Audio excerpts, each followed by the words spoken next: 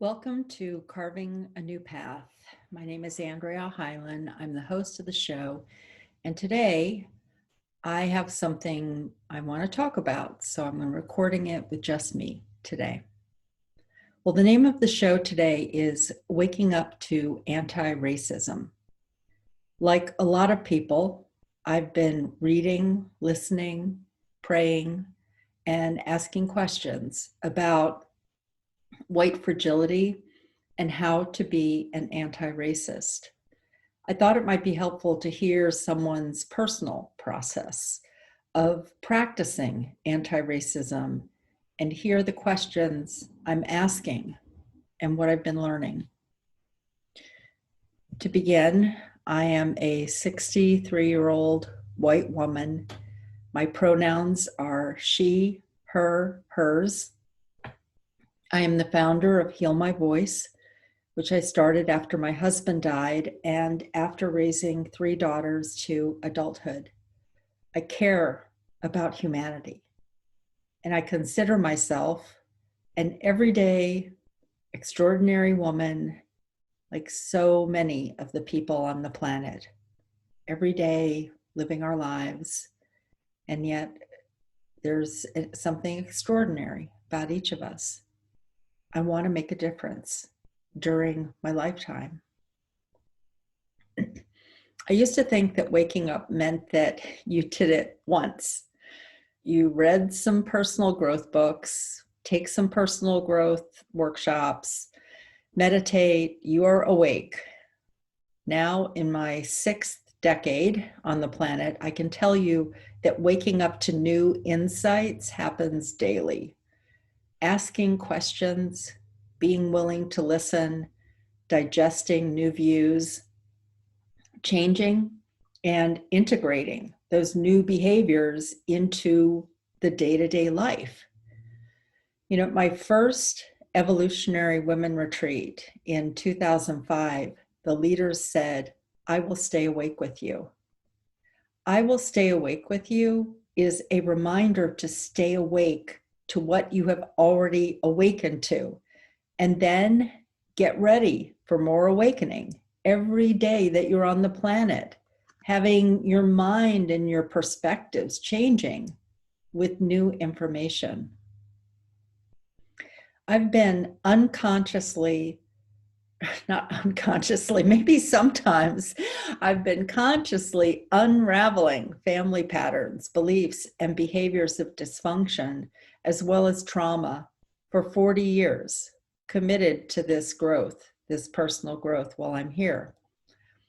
There's always something new to learn, something to heal, something to change, and then time that is needed to integrate and practice by living life, making mistakes and correcting and doing better each time. Recently, I heard Marianne Williamson describe it this way: you begin by waking up and saying no to one thing. Like, no, I see that behavior. I see that thing I'm doing. I'm not going to do that any longer. Then you say yes to something else. You may not know what the yes is right away, but it always begins by saying no to something and then making the change.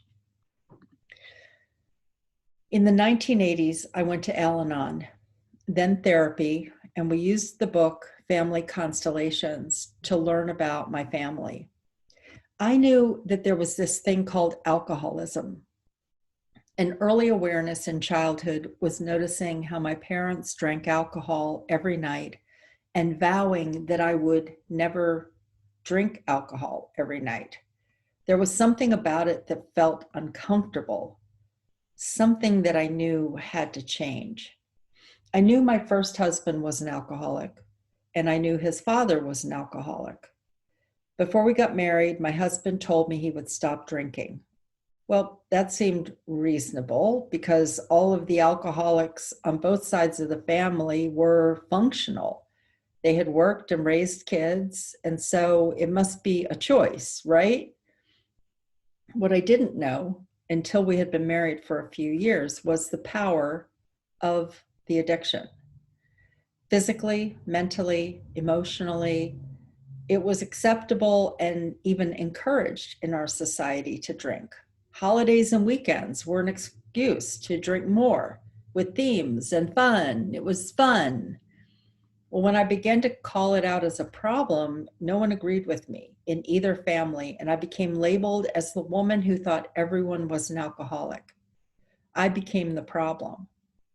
Even with my father and brother sober now for years, I can still see how the trauma is still affecting everyone in the family 30 years later from calling it out.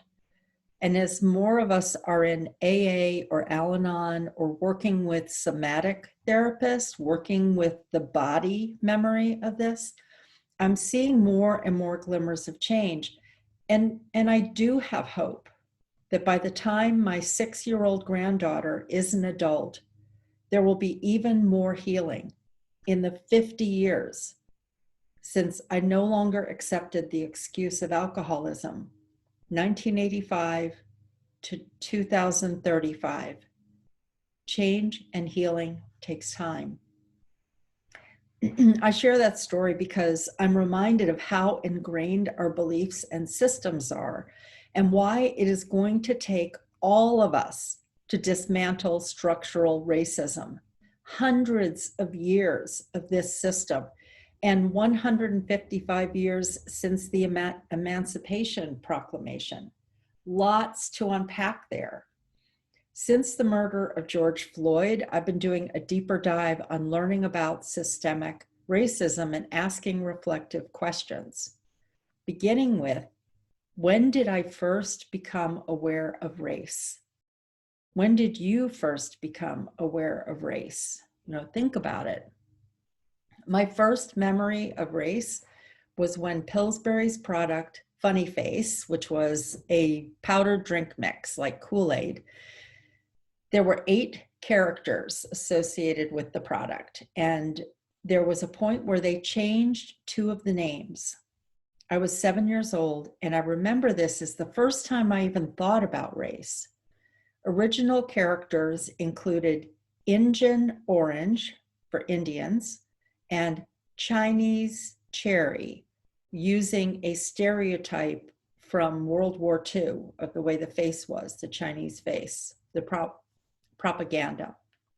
This was in 1964 when this product came out, and then they changed.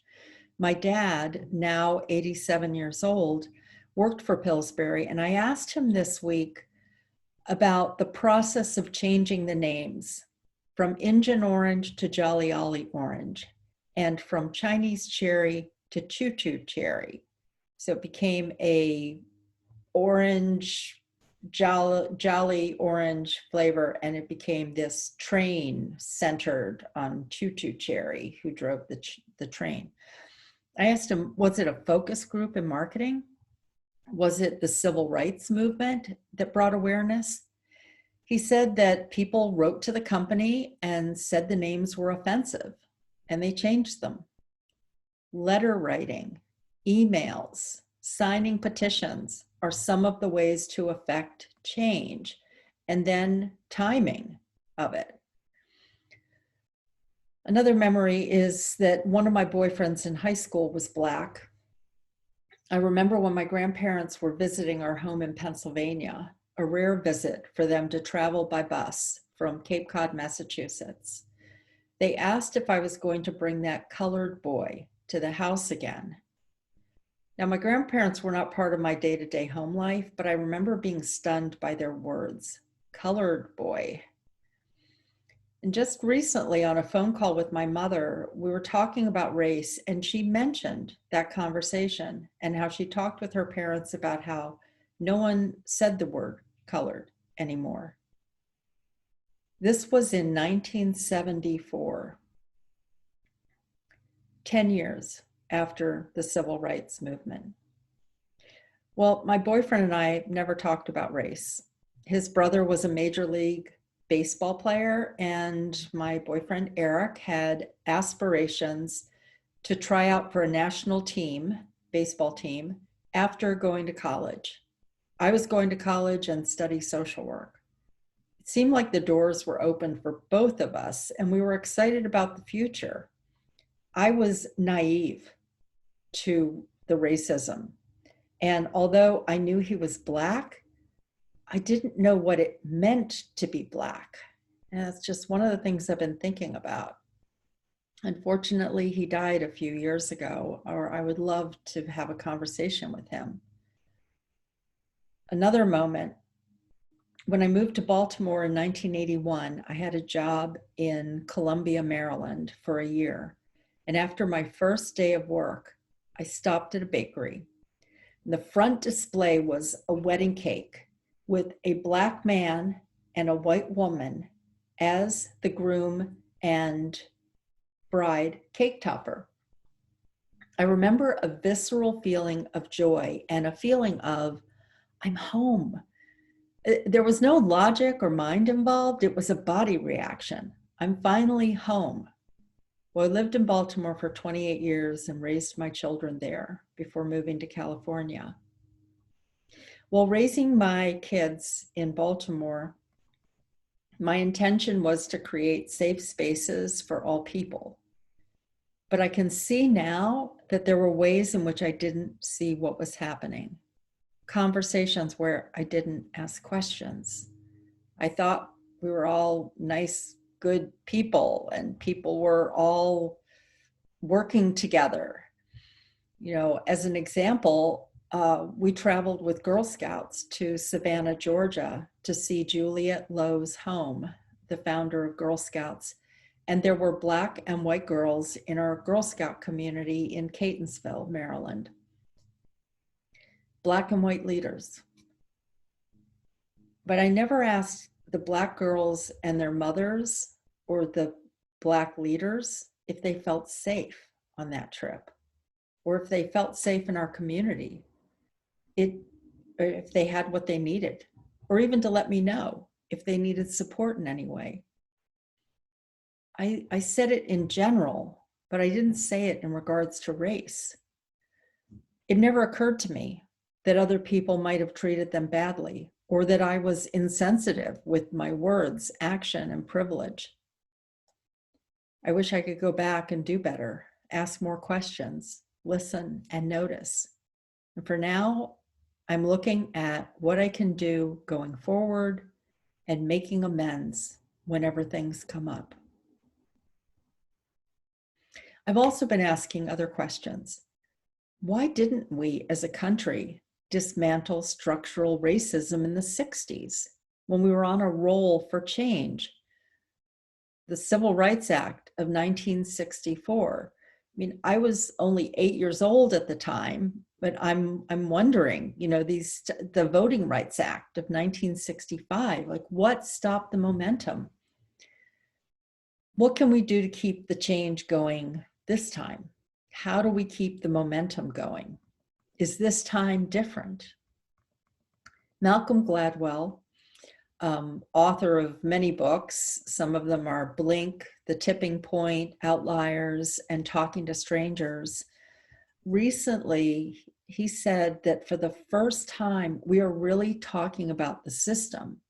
Before, we had been focused on an individual, a tragedy of someone being stopped by the police because of race, being killed because of race.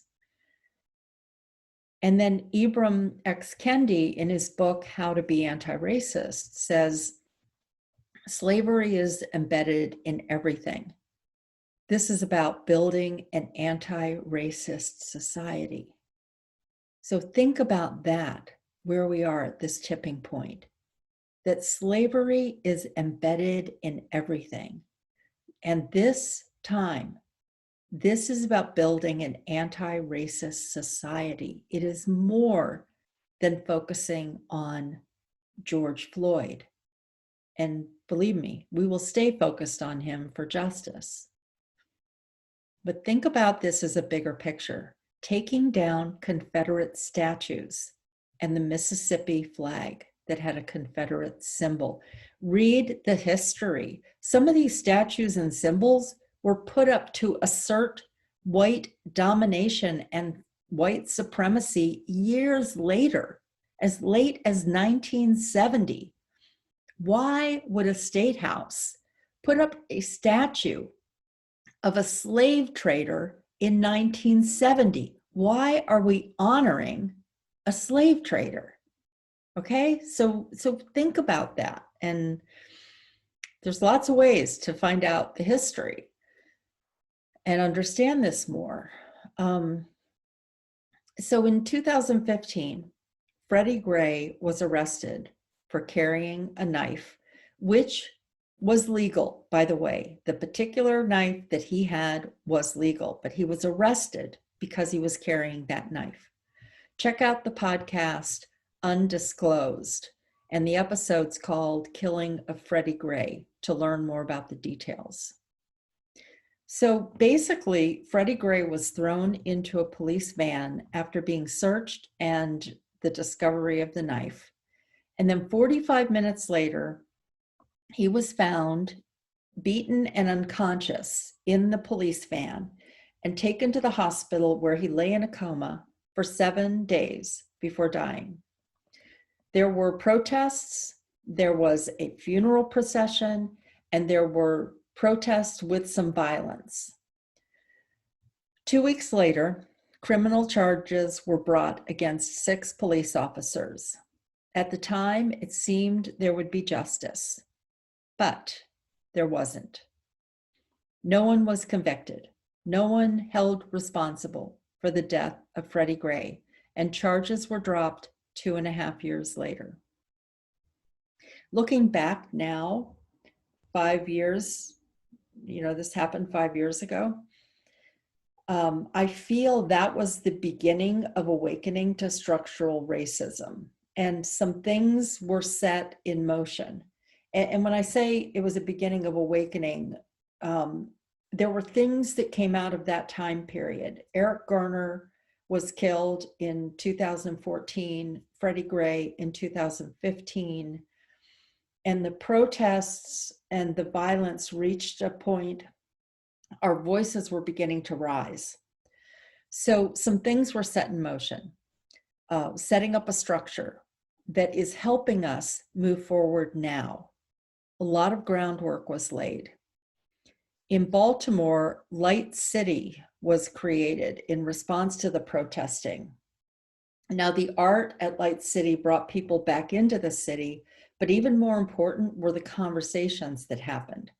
There was a 10-day conference for several years that looked at the problems, with speakers of all races talking about what wasn't working in Baltimore and sharing ideas based on things that were working. Organizations working together to build economic support, specifically in West Baltimore.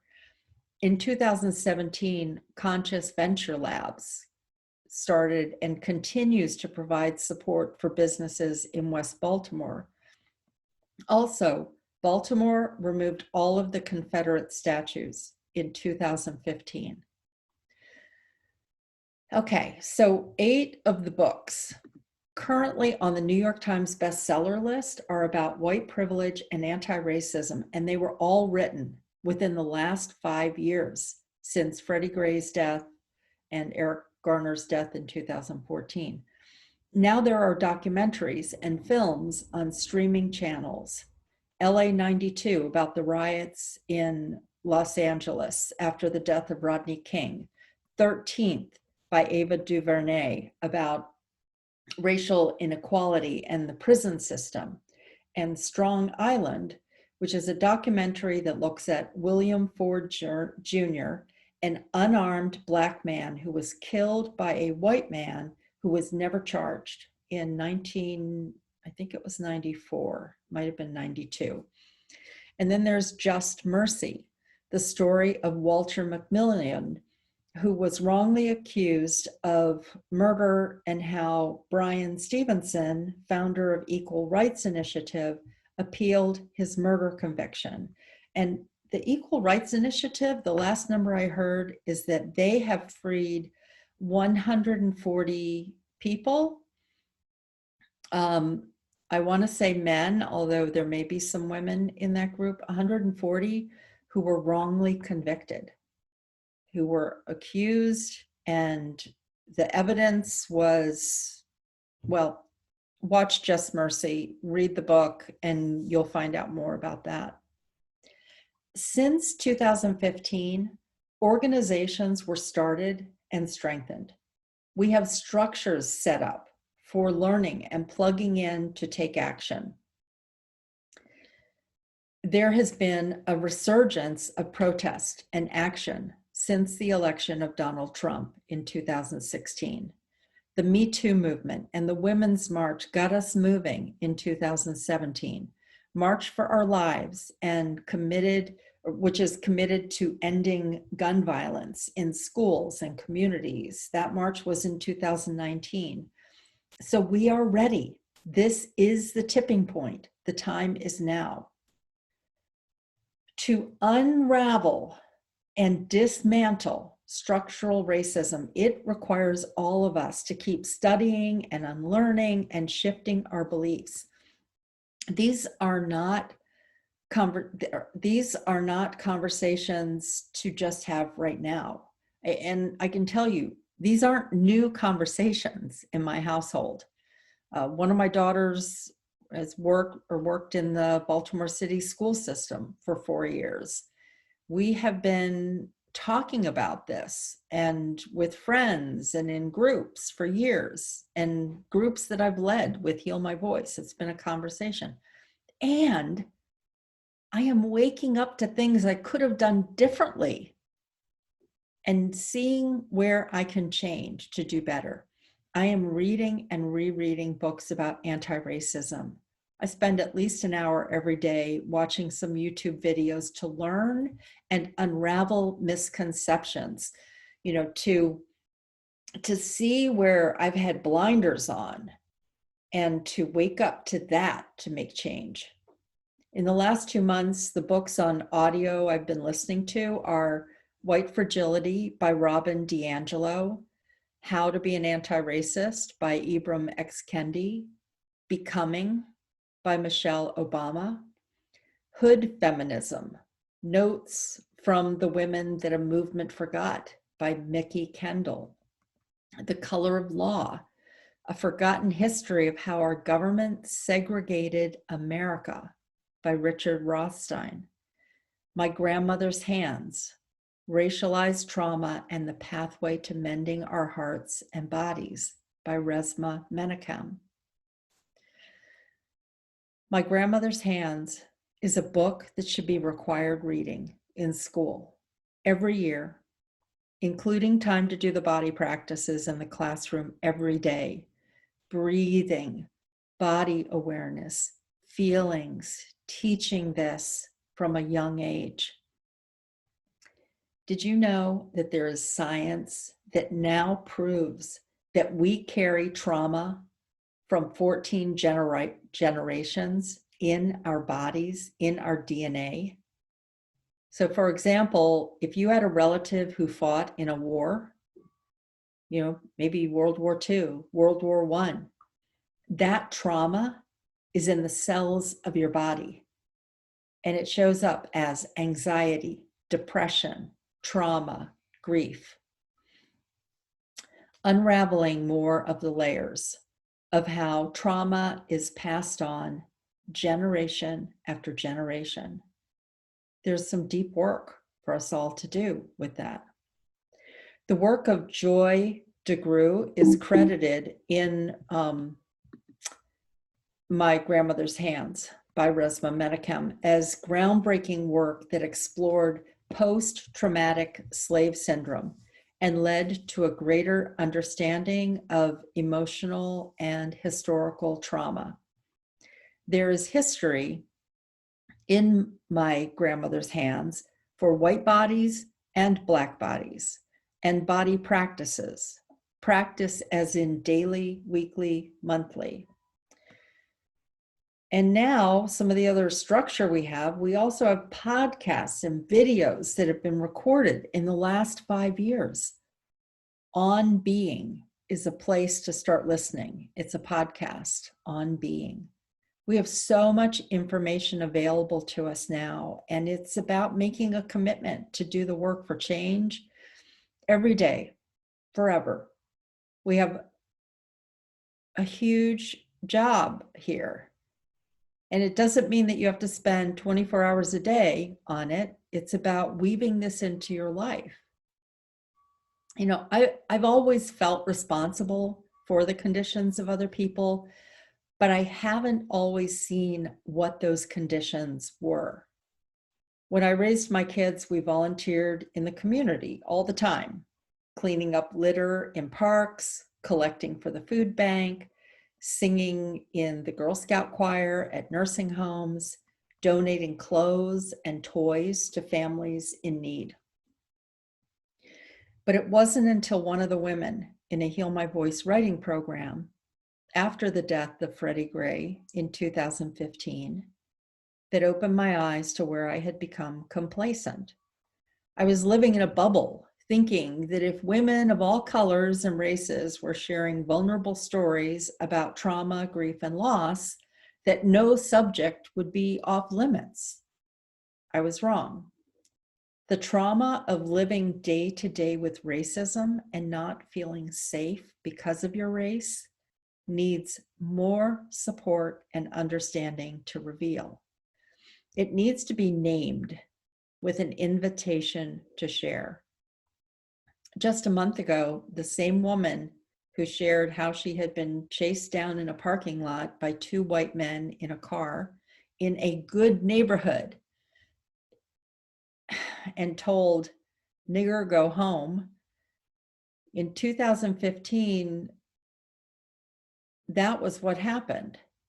And here, just recently, she shared that she had been racially profiled and pulled over by a police officer for not slowing down because he was at the side of the road. What about the other 50 cars that she was surrounded by who were all going 55 to 60 miles per hour on a highway? She might have caused an accident by slowing down in this stream of traffic. Why was she pulled over for a ticket or a warning? I'm not the savior of the world. I know I can't do this alone. I remind myself every day to step away from my work, from my learning about anti-racism, and go out for a walk, connect with nature. But I do know that I'm posting daily on social media and now recording this podcast, because to me, race needs to be in every conversation throughout my day. I know I'm committed with every breath in my body to do something every day, educate myself, donate money, sign petitions, call congressional representatives, protest, post on social media. These actions are woven into my day in the same way I'm committed to women healing and stepping into greater leadership in their lives. I'm making a commitment that before I go to bed every night, I make sure I've done something. I've taken one action. I've awakened more in the last 5 years and have been educating myself by reading books and watching films, posting on social media. But now it's time to increase that and stay with the momentum. I've got to do something every day. I ask you to do something every day. Pay attention to changing the system. I know for myself, I have a commitment to waking up every day and taking responsibility as an anti-racist.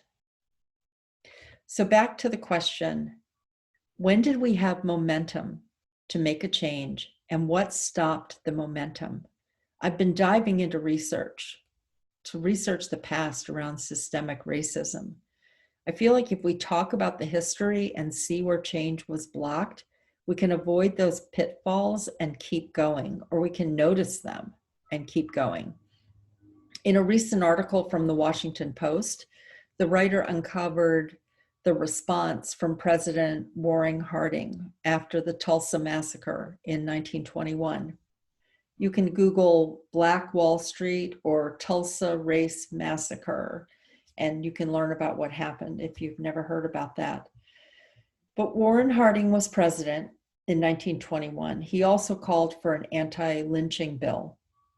So think about that. 1921. That was 100 years ago.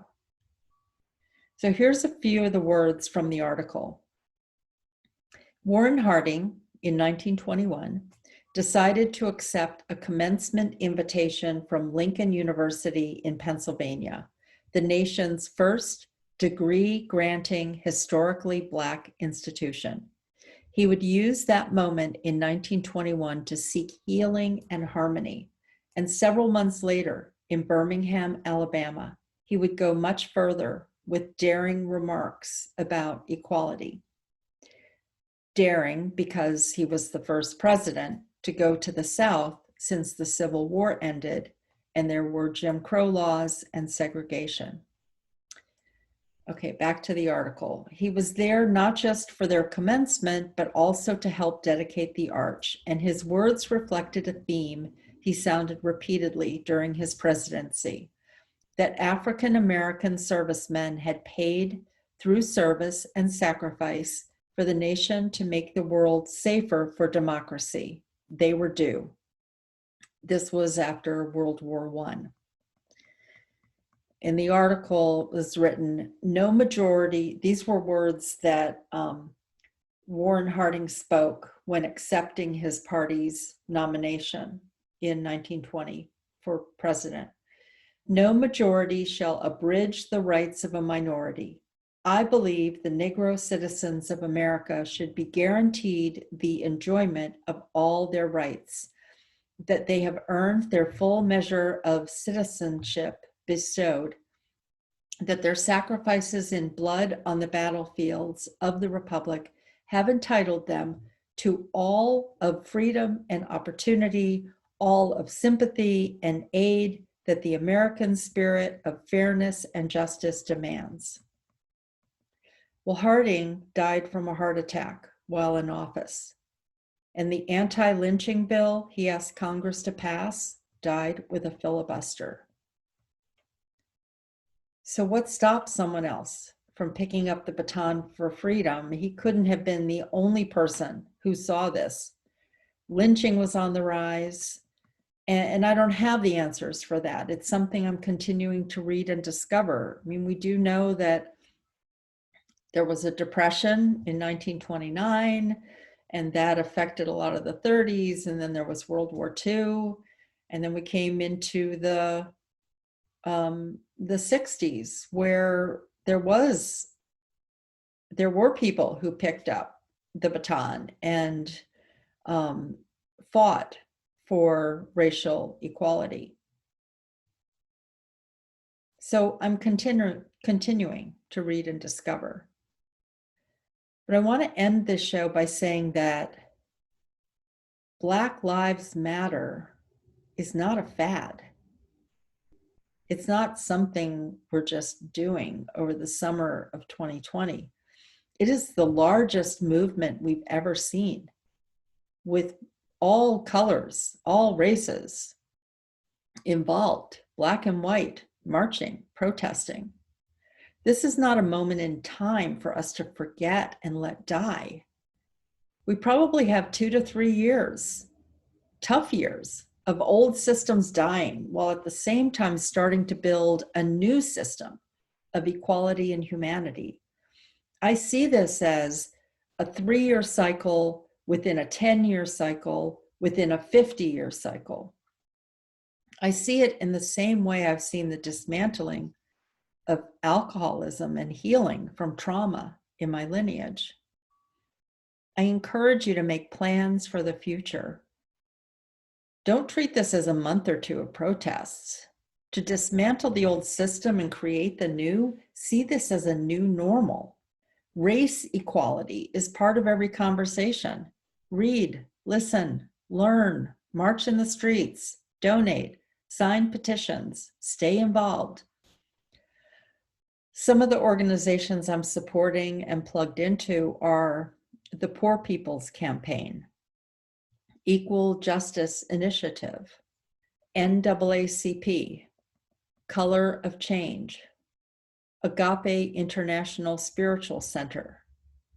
You can look them up and see if you want to support them or find other organizations Just stay involved. Well, that's it for today. Thanks for listening. Power to the people. Stay involved. Keep the conversation going. Take action. Rest. Take action. Rest. Take action. It's going to take all of us. So thanks for listening.